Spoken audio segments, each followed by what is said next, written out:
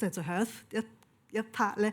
我諗就係一個比較框架性嘅一個重整，即係我哋嘗試去從神學去反省翻我哋對於教會觀、教會係乜嘢嘢嘅一個反省啦。特別頭先其實都有講完有提過，其實我哋都要諗翻我哋今日問嘅係咩問題，即係我哋可以好簡單咁樣問點樣叫人翻教會，或者點樣叫年輕人翻教會。咁但係亦都可以就係問翻一個更加基本問題，就咁其實教會係乜嘢嘢咧？我哋係咪淨係就係叫人哋翻嚟咧？咁所以我係多啲係從一個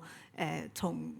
聖經啦，同埋一方面都係從某啲神學家嘅佢哋自己喺佢哋嘅處境嘅反省裏面咧，我哋嘗試去從個框架去諗呢一樣嘢，因為呢個正正亦都係神學想做嘅嘢啦。即係神學好似係好抽象，但係其實咧都係就係正正喺一個好實際嘅處境裏面，教會群體我哋去反省返，其實我哋對於教會嘅理解，對於福音嘅理解，係唔係真係反映到，係咪適切，係咪真係聽緊聖經裡面嘅教導咧？咁所以我哋呢一部分就係想係多啲係框架上嘅反省嘅。咁首先去返好基本啊，其實我哋從即係我哋去諗教會係乜嘢嘢咧，都離唔開咧。其實我哋想從神學上去幫教會呢一樣嘢有一個嘅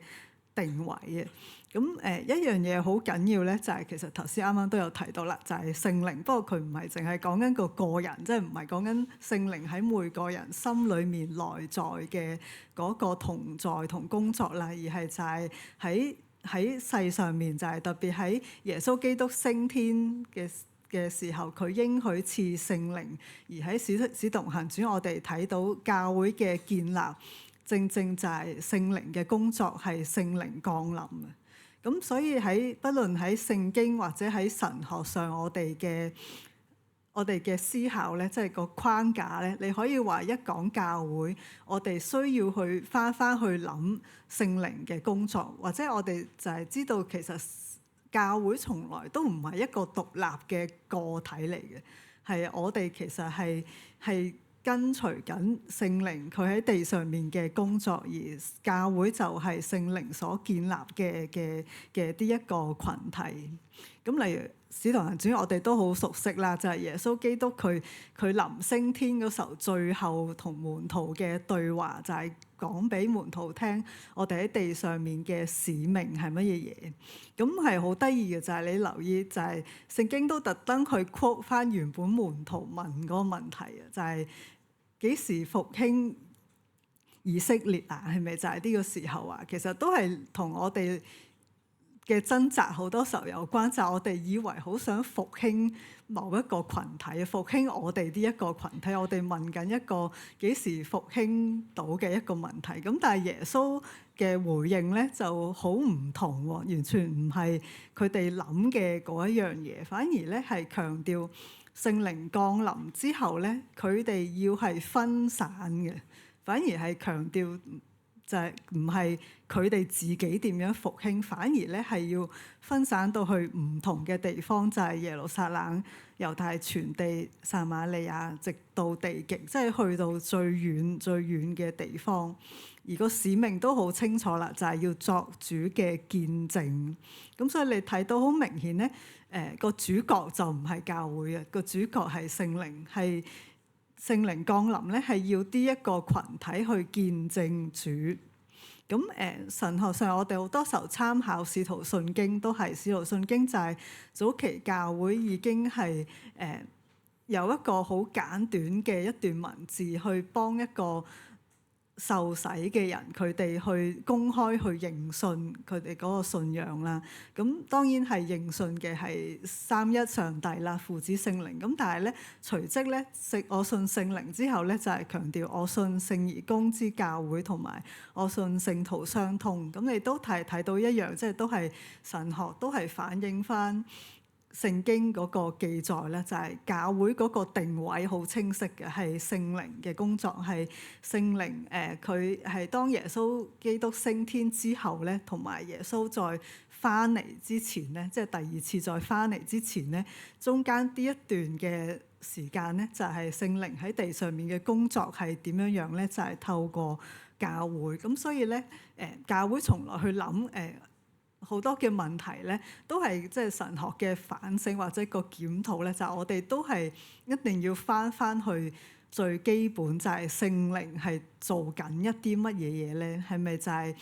只係叫人去翻嚟我哋嗰個堂會嗰個就係叫做緊聖靈嘅工作啊？定係我哋容許聖經提醒翻我哋耶穌基督俾門徒嗰個使命咧係好唔同喎，反而係要去到地極，而唔係諗我哋自己幾時去復興。咁同埋就咁呢度咧，好快已經睇到一樣嘢咧，就係不論聖經即係個經文或者係使徒信經咧，都係對於教會咧，都係有一個好有個特別嘅地方嘅喎，就係咧，的確佢係一個跨越唔同地方啦、唔同群體、唔同類型、唔同種族嘅人嘅一班人嚟嘅喎，就係即係除咗地域上嘅一個跨越啦，亦都係好強調大公教會係要相通嘅，係一個咁樣嘅一個嘅群體。首先係跨地域啦，然之後好明顯咧係跨越一啲原本有嘅邊界。咁例如係咩咧？就係語言嘅界線啦，即係特別就係強調聖靈降臨發生咩事咧？就係佢哋竟然係可以講到其他嘅話出嚟啦，係一個跨越咗原本有嘅文化語言嘅邊界，而亦都係再去到第10章咧，就係聖靈降臨咧，係竟然降臨喺外邦人嘅身上。呢一個係即係喺成個使徒行傳，你可以話早期教會一個好重要嘅一個turning point 嚟嘅，就係原來我哋即係當信徒當時嘅門徒以為復興我哋啊，幾時復興我哋啊？但係原來咧聖靈降臨係跨越咗我哋呢一個群體，係發現原來聖靈喺以外嘅群體咧都有佢嘅工作喎。即係就算舊約講明神只係同以色列人立約都好咧，都原來聖靈降臨咧，原來聖靈嘅工作係臨到外邦人嘅身上，就係原本係好似係冇份嘅人咧，就係因為聖靈降臨咧，就係去到佢哋嘅身上。咁所以有一個教會有一個特性咧，就係因為係聖靈嘅工作咧，原來就係好得意喎，佢係必然係所謂嘅去中心化嘅，即係佢唔同耶穌基督。耶穌基督就係佢係猶太人啦，係第1世紀嘅一個男人喺巴勒斯坦嗰度，佢只係某段時間只會喺某個地方出現嘅啫。咁但係聖靈降臨咧就好唔同啦，就係無論去到邊度咧，我哋係憑住聖靈咧，奉耶穌基督嘅名聚會咧，耶穌基督就透過聖靈喺我哋嘅中間，或者喺其他群體都係啦，就算佢哋唔係喺堂會都好啦，奉耶穌基督嘅名聚會咧，耶穌基督都會喺佢哋嘅中間，就好似耶穌同撒瑪利亞婦人所講嘅，就係咧就係喺救恩歷史嚟到呢一點咧，就係同以前好唔同啦。以前咧，我哋敬拜神咧，都係關注就係要去到某一個嘅地點，咁樣先至叫做係敬拜。即係當時可能就係佢哋要去聖殿啦。咁但係咧，正正就係神是個靈啊，就係已經係聖靈降臨嗰時候咧，就已經係突破咗呢一個地方上嘅或者空間上嘅呢一個嘅中心，就唔再係人咧，好似一定要去某一個地方、某一個堂會或某一個會所咧，先至係能夠敬拜。而天父係要咩咧？係要心靈同誠實，係按住聖靈啦，同埋按住真理咧去敬拜佢。咁所以教會係真係你可以我哋再諗咧，教會因此同堂會係兩樣好唔同嘅嘢嚟嘅喎。即係教會係一班頭先引導個經文就係耶穌基督俾我哋嘅使命，係一班去到地極去見證主嘅群體啦。咁而堂會當然堂會係有佢嗰個工作，但係咧堂會就唔等於教會。有時我哋去討論教會或者返教會呢一個問題咧，我哋都就係需要去反省嗰個堂會嘅角色係乜嘢嘢，或者堂會同教會之間嘅關係同埋之間嘅分別咧，其實有時都係需要校正返我哋應該去問嘅問題。有時好多時候我哋即係返去今日嘅處境，都係我哋好多時候將個中心放咗喺嗰個堂會嗰度嘅。咁所以喺《使徒行傳》睇到咧，真係教會的確係佢嗰個希臘文個字眼係聚會咁解啦。咁但係咧，至少喺《使徒行傳》睇到咧，教會如果真係要做到耶穌要我哋做嘅嘢，就係直到地極去見證佢咧。咁其實嗰個分散嘅嗰個狀態咧，或者係一個好去中心化嘅一個咁樣嘅狀態咧，其實係同樣咁緊要嘅喎，唔係淨係叫人哋嚟咧，咁佢先至係屬靈，或者咁佢先至係叫做做到基督徒，而係反而每一個人咧，如果佢去到地極，或者可能唔需要去到地極，其實我哋每個信徒今日都喺職場裏面啦，喺我哋自己家庭、我哋社區裏面咧，其實我哋如果喺嗰個地方做到神，做到向人去見證耶穌咧，其實就已經係做緊教會要做嘅嘢，即係耶穌基督升天之前俾門徒嘅嗰個吩咐。咁呢一個係我哋嘗試容許聖經特別使徒行傳去提醒翻我哋，其實教會嗰個性質可能未必係我哋去諗，而我哋有時問好多有關牧養或者教會嘅問題咧，都係翻去聖經去俾我哋去校正翻，其實教會作為一個主嘅門徒嘅群體，其實嗰個使命係喺邊一度。咁以下就多啲係一啲神學家所以俾我哋嘅反省啊。咁首先咧就係教會要以天國為念。咁呢度特登佢括住咧就係天國唔係等於天堂喎。因為正個問題咧就係我哋就係要諗翻，咁其實我哋所講嘅嗰個福音係乜嘢嘢？即係我哋好想，其實我哋想人翻教會原本都係就係因為我哋想人信福音，去認識福音，佢又可以見證到福音啊嘛。咁但係好多時候可能係上一代遺留落嚟，或者我哋某一啲嘅處境下，我哋好需要去講天堂嘅福音，即係特別係天堂嘅意思，即係我哋死後之後能夠得救上天堂去一個永恆屬靈嘅領域咁樣嘅話咧，咁其實天國又唔係喎，即係如果你睇翻四福音，睇翻耶穌對於天國嘅教導咧，我哋係求神嘅國降臨喎，即係唔係，反而唔係強調我哋只係講我哋將來去邊，反而係神嘅國降臨，神嘅旨意係喺地上面去行，而教會其實就係想去見證到呢一樣嘢。呢個係想反省，有時我哋好多時候都係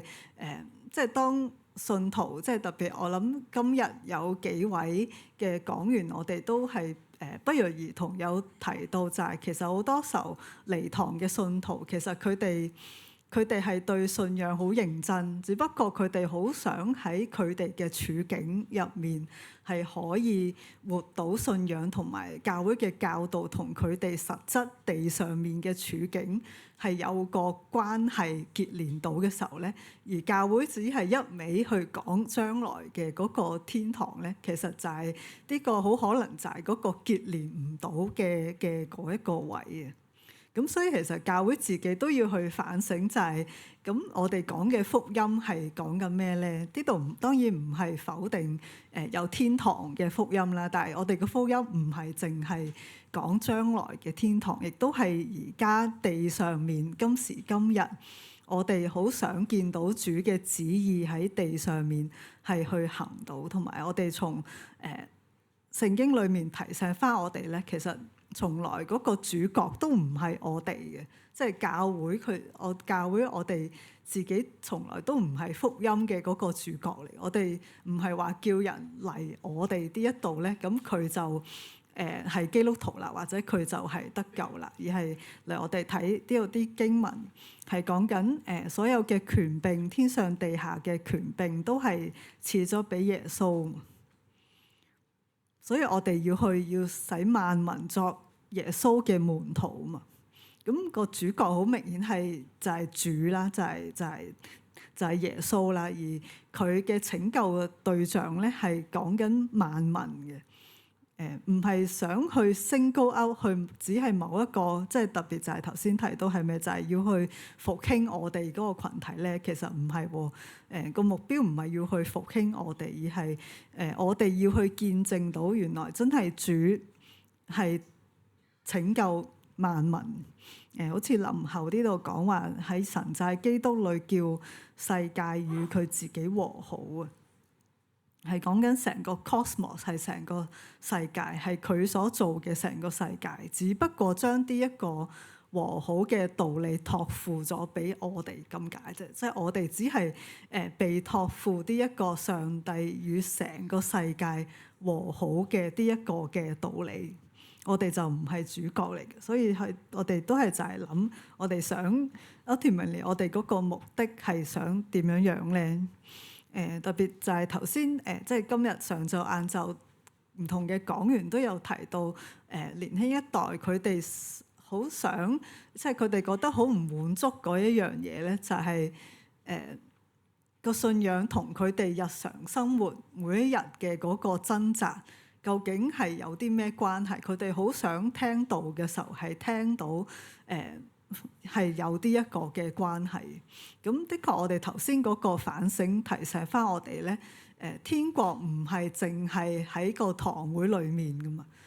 即係我哋諗翻，如果天國係講緊頭先有提到，就係天上地下所有嘅權柄都係俾咗耶穌，係耶穌基督佢就係嗰個嚟緊嘅嗰個嘅天國，同埋聖靈嘅工作啦。咁聖靈係咪只係喺堂會工作咧？我哋相信唔係嘅。耶穌基督係咪只係喺堂會先至同在咧？都唔係嘅。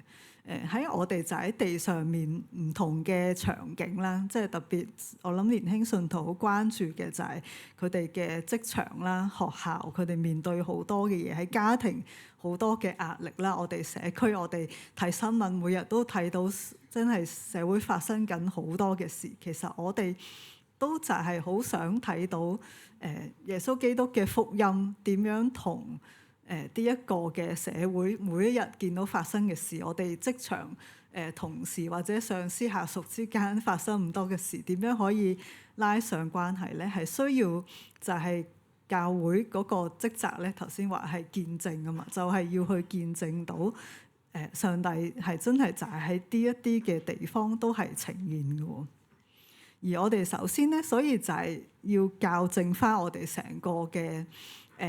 教會觀咧，就係有時好多時候我哋用咗一個嘅空間做嗰個劃分，就係 as if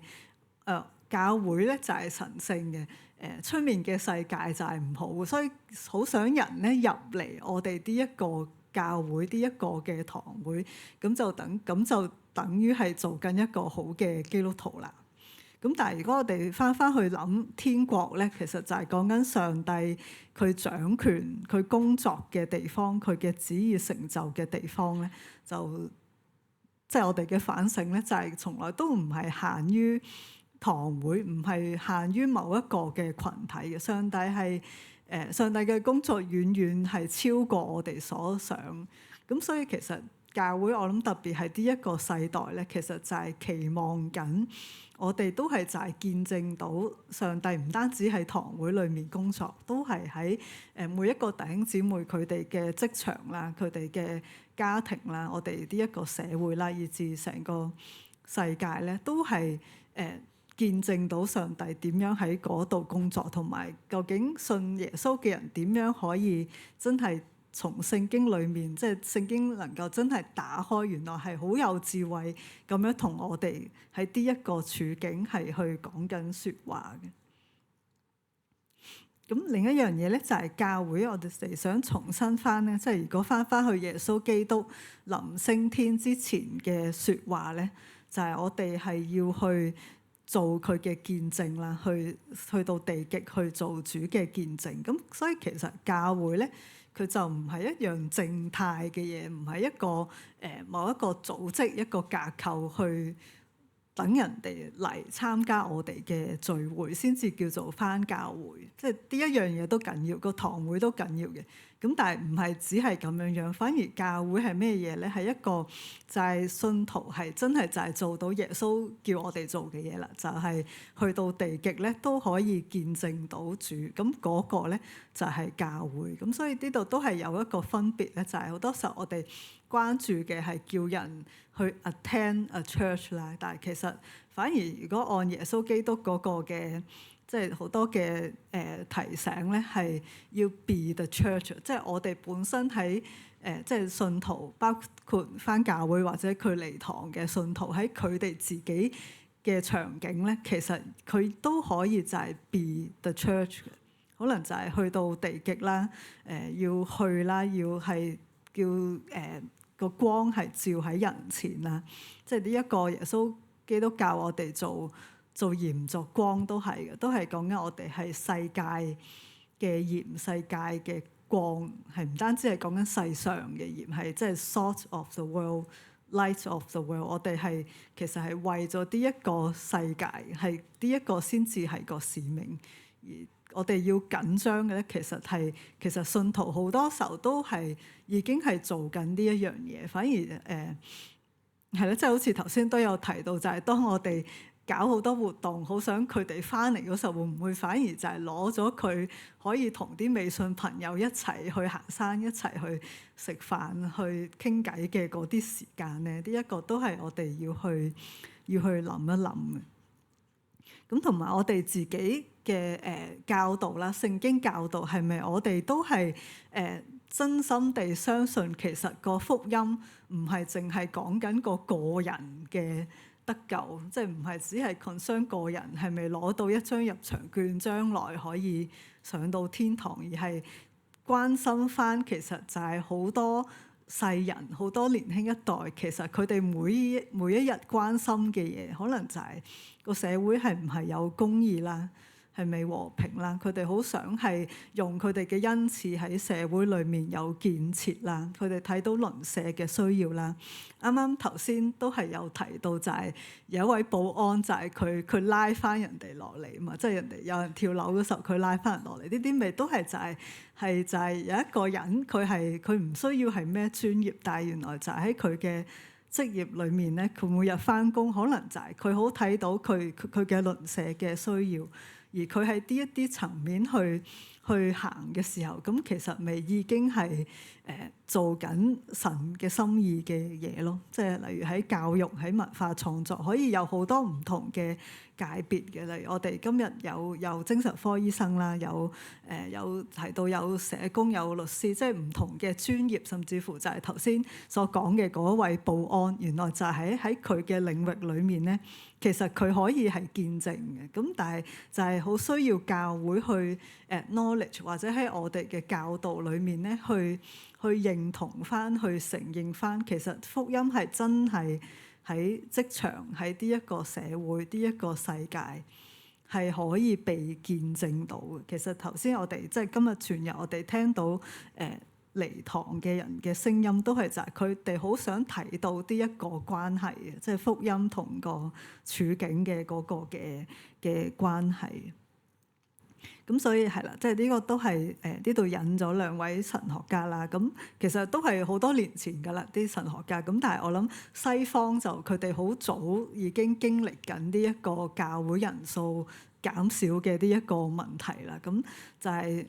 佢哋嘅反省就係我哋教會係咪淨係顧念將來嘅事咧？天上面或者只係屬靈好個人嘅事，祈禱個人得救靈修。咁當然呢個係唔係錯啦？係的確係應該。咁但係唔係淨係停喺嗰度咯。好多時候世人或者我哋嘅信徒可能就係特別係包括離堂嘅信徒啦。其實佢哋唔係話唔要個信仰，而係佢好想見到信仰同地上面現今社會裏面發生嘅事係結連到。咁所以都係就係我哋去反省我哋嘅本身教會去講咩係全福音啊，或者喺講台裏面去講福音嘅時候咧，其實我哋都係唔好將個福音限制於一啲好純粹個人或者將來死後嘅嗰個狀態，而係我哋今時今日地上面新聞見到嘅，我哋或者職場裏面，或者甚至乎就係同制度有關嘅好多嘅問題咧，我哋都好想去問問題，都好想去唔係話要答案嘅，因為真係其實係好多時候冇答案，但係至少去acknowledge 原來係有關嘅喎，福音係同一啲人所關注嘅嘢係有關。咁所以咧例如有神學家咧就提到，其實離堂嘅信徒咧，其實佢哋對於喺地上面去呈現到嗰個天國或者個福音咧，其實都係有佢哋個角色嘅喎。即係例如堂會同例如宗派一定有佢哋角色啦。例如就係堂會係會有教導聖經啊，有聖禮啊，好穩定。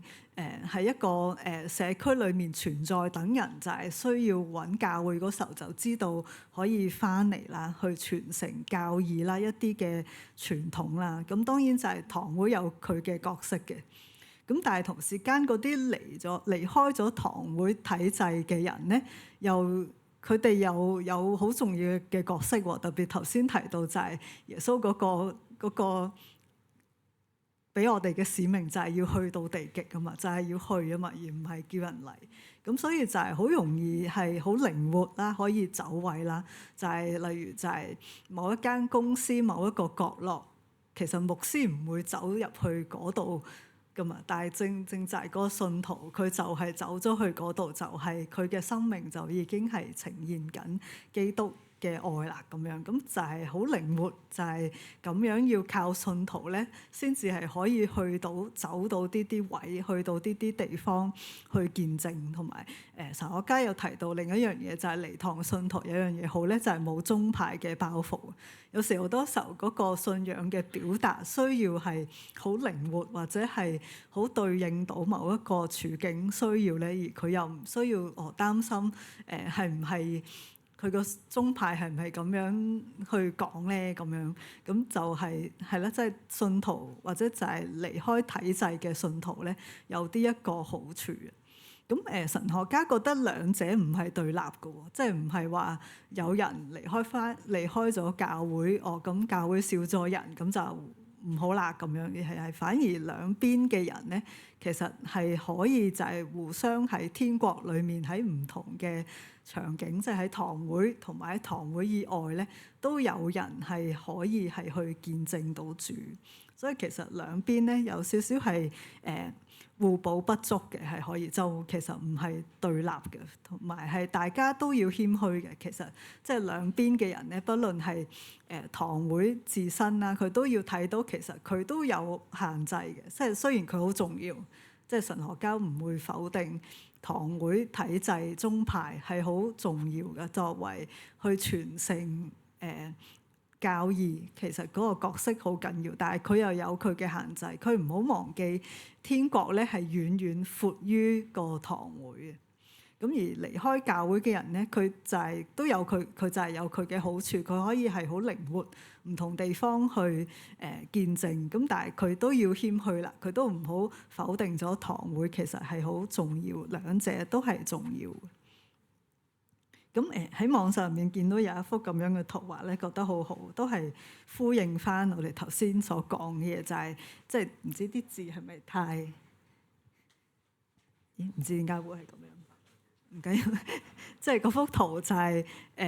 喺一個喺條街度有唔同嘅 office 啊，有個公園啊，一條有唔同嘅人啊咁樣，咁就即係佢指住唔同嘅地方就係喺個 church 啦。個 church 喺邊度咧？Where the church is 咧就係 here 啦，全部都係指住有唔同嘅 here，即係 church 可以係唔係淨係喺教會，而係喺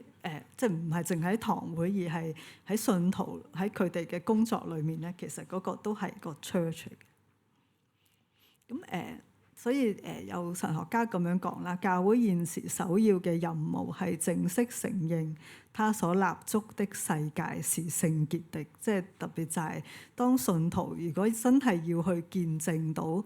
主咧，其實佢哋就係佢哋每一個信徒，佢哋每日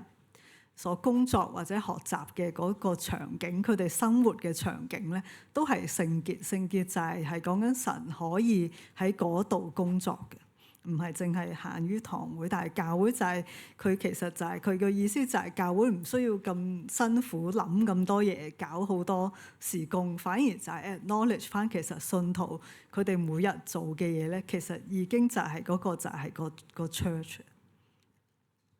好最後一點啦，就係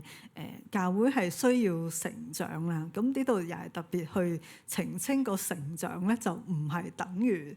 增長喎，即係我諗我哋自己都明，其實作為即係教會作為一個有生命嘅一個體系咧，都係我哋自己都係嘅，即係增長係好，但係去到一個點咧，再去個身量再去增長咧，咁其實就未必係好噶嘛。但係反而係咩咧？係一個成熟嘅表現咧，先至就係一個人佢需要嘅成長。即係例如一個青少年佢越嚟越肥咧，其實唔係好噶嘛。但係個青少年佢越嚟越成熟咧，咁樣就係好，係真係咁樣先至係成長。咁呢一個都係一個解放神學家阿Segundo佢嗰個提醒啦。即係我中意佢咁樣去對比，因為好多時候我哋教會去諗好擔心數字啦，擔心人數流失，或者即係好似頭先門徒問耶穌個問題就係幾時復興啊我哋咁樣。咁但係嗰個其實都係就係你可以話係掛住我哋自己嘅一個咁樣嘅狀態，反而係咩咧？係成熟。咁特別佢講到係咩咧？就係青少年長大咧，去到某一個階段咧，就係佢唔再去做返小朋友嗰時候做嘅嘢，即係可能小朋友咧不斷就係去只係聽人講嘢啦，或者係即係佢老師講咩佢聽話，咁就係一個好嘅小朋友。咁喺嗰個階段係的確係嘅。咁但係去到大學嗰時候就好明顯唔係啦，係期望佢自己去思考，去問問題，甚至乎佢問問題咧，其實係一個健康嘅一個嘅表達嚟嘅。佢願意去獨立思考啦，佢去探索一啲新嘅事物啦。可能就係以往阿爸阿媽有一啲咁樣嘅做法啦，唔係話唔好咁，但係去到佢咧，佢又可以有一個靈活性，或者有一個創意去試一啲新嘅嘢咧。咁樣其實係好嘅喎，甚至乎可能係要去即係探索嘅時候，都係就係要冒險啦，可能要做爹哋媽咪從來都冇做過嘅嘢。咁但係呢一個就係佢嘅成長啊嘛。咁可能就係面對前路好多嘅不確定啦。頭先都有提到，即係今時今日年輕人佢哋出嚟做嘢面對嘅問題，同上一代已經好唔同啦，係不確定。咁但係咧都繼續去向前行啊，同埋佢可以同陌生人交流啦，尋求對世界嘅貢獻啦。佢唔係淨係爹哋媽咪養佢，或者帶佢去公園玩，俾書佢讀，咁佢就係開心啦。而係佢都係去睇下。有啲咩地方係有需要，而佢係能夠有貢獻咧？其實呢一個先至係一個成熟嘅表現啦。咁其實就係頭先所講嘅係 apply to 個人，咁但係其實教會都係嘅喎，即係作為一個群體，作為一個真正成長成熟嘅群體都係嘅。特別其實頭先有提到就係我哋即係上一輩同年輕一輩。可能就係大家對於教會嘅期望係好唔同嘅，咁但係唔緊要嘅，咁所以咪就係去試一啲嘅新嘅嘢咯，即係嗰個下一代能夠係突破到上一代佢哋所做嘅嘢，而係有新嘅嘗試係好嘅。呢一個唔係話上一輩唔好喎，即係其實都係就係可能頭先有提到，例如就係可能上一輩佢哋喺教會裏面係期望有權威嘅，有好權威性嘅教導，有標準答案嘅。咁可能喺佢哋嗰代咧，係真係就係好係需要嘅。咁但係我哋又要記得就係個年代已經轉咗㗎啦嘛，即係我哋今日係特別喺社運之後啦，係 Covid 之後啦，香港面對住嗰個移民潮啦，AI 啦，而家好多人北上啦，即係其實好多嘢係過去呢幾年都係突然間變得好快。咁所以作為一個成熟嘅生命咧，其實就係佢能夠適應、能夠變通。咦，原來個社會唔同咗嘅時候咧，佢又需要去諗一啲新嘅嘢。咁教會都係嘅，即係其實係唔係否定上一代建立俾我哋嘅教會傳統，好多價值觀、好多嘅教導係都係好好嘅，係真係好好。同埋係即係今日教會有今日，可能都係就係有賴佢哋上一代做好多嘢。咁但係就係今日個時代變得好快啦，即係2019年之後所有嘢 AI 啊，所有嘢都係變得好快嗰時候，我哋又需要去諗新嘅嘢。咁Segundo提醒我哋咧，要好似耶穌嗰個提醒，就係留意 signs of the times。雖然佢呢度講嘅同個經文講嘅有少少唔同，咁但係佢嘅意思咧就係即係特別係講緊我哋都留意返今日個時代一路不斷變嘅時候咧，神有冇一啲 signs 俾我哋呢一個群體發現係有一啲乜嘢需要去改變咧？其實我諗我今朝由頭到尾我都坐喺度聽啦。其實我諗有一啲嘅theme 係大家都係好明顯有提到嘅。咁加上我自己亦都係啱啱係想講呢一樣嘢，即係神學家好多年前都有呢一個提醒，就係特別係講緊嗰個處境啊，即係嗰個處境係好緊要。我哋喺我哋去表述福音裏面咧，好需要係俾人睇到個福音同個處境係好有關係。所以佢呢度係講緊要打破聖俗嘅對立界線。頭先有提到咧，聖靈降臨喺使徒行傳咧，不斷都係即係早期教會發現聖靈係一路打破緊好多界線啊，就係地域嘅界線啦、語言文化嘅界線啦、外邦人猶太人嘅界線啦。咁Segundo去問咧，就係會唔會我哋今日我哋 signs of the times 咧，都係神就係要教會打破緊一個聖俗嗰個好對立嘅嗰個界線，即係唔係話冇咗呢條界線，都係有分聖同俗。咁但係咧唔係對立嘅，即係原來就係信徒或者我哋地上面好多我哋可能睇為係俗世地上面發生嘅好多事咧，其實就係我哋需要見到原來聖靈同樣喺嗰度都係工作，就係好似早期教會見到原來聖靈喺外邦人身上都係會降臨一樣。即係佢Segundo就係覺得教會如果真係要經歷聖靈嘅臨在咧，原來可能不斷都要經歷緊呢一啲舊嘅界線嘅打破。咁我哋都可以諗翻，例如你今日如果你由朝到而家你聽咗唔同嘅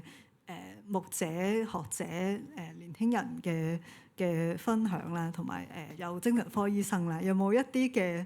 嘅 theme 係你覺得其實都係真係以唔同嘅人都係睇到有啲一個需要喎咁樣樣。咁最後Segundo都提到啦，就係耶穌話我哋係世界嘅鹽啦，即係唔單止世上嘅鹽，我哋正正係為咗呢一個世界去做鹽嘅。即係其實如果你有即係食嘢煮嘢，你都知個鹽係個主角嚟嘅，從來都即係鹽係為咗去調味㗎嘛，即係其實係為咗嗰個世界。即係如果我哋係世界嘅鹽咧，其實我哋嘅存在係為咗呢一個嘅世界。同埋耶穌嘅警告咧，就係真係如果係做唔到呢一樣嘢嘅時候咧，個鹽就會俾人踐踏㗎啦。即係都係就係有少少係個警告，就係如果教會做唔到嗰個 salt of the world 咧，其實佢被捨棄咧，其實就係正係呢一段經文呢度所講嘅嘢。咁總結之前咧，都係想去acknowledge 一樣嘢咧，真係就係因為我喺神學院啦，咁所以好多時候都係聽到好多人去講教會嘅問題嘅時候咧，我哋都發現係真係有一個嘅矛盾係解決唔到嘅，所以呢度都係想 acknowledge 呢一樣嘢。即係所以唔係話堂會唔好，只不過係我哋需要開闊個眼界咁解啫。嗰個張力係咩咧？就係個教會或者個堂會，佢係為咗見證天國而存在啦。頭先睇到就係翻去使徒行傳，耶穌俾我哋嘅使命，佢係要以天國為念，要直到地極嘅，係要去嘅，係面向呢一個世界，個光要照喺人前嘅。咁但係同時間個張力係咩咧？就係佢要維係佢自己嘅存在同運作咧。咁的確係佢又真係好多時候係佢嘅運作係會掛住佢自己嘅，即係佢會擔心 KPI 啦，要去有執事會，所以要向執事會交代好多嘢啦。咁但係就係啦，係冇答案啦，都係即係個堂會本身佢嘅存在就係好有張力嘅。咁我哋係啦，都係或者都係大家一齊繼續問呢一個嘅問題啦。咁係啦，個總結啦，就係其實今日如果教會面對緊一個離堂嘅一個狀況咧，如果睇返經文又好，或者神學家嘅反省都好啦，都係發現其實都係一個契機嚟嘅。其實都係可能俾我哋有機會去校正返，其實咁 in the first place 教會係要做咩咧？如果根據耶穌升天之前俾我哋嘅使命，有時都唔需要太介意，或者好淨係掛住我哋自己係咪做到嘢，或者係唔係即係個堂會嘅數字點樣樣，反而係打開個眼界，發現原來天國係比我哋更加闊嘅，發現原來聖靈喺好多唔同嘅場景咧，都係有佢嘅工作嘅。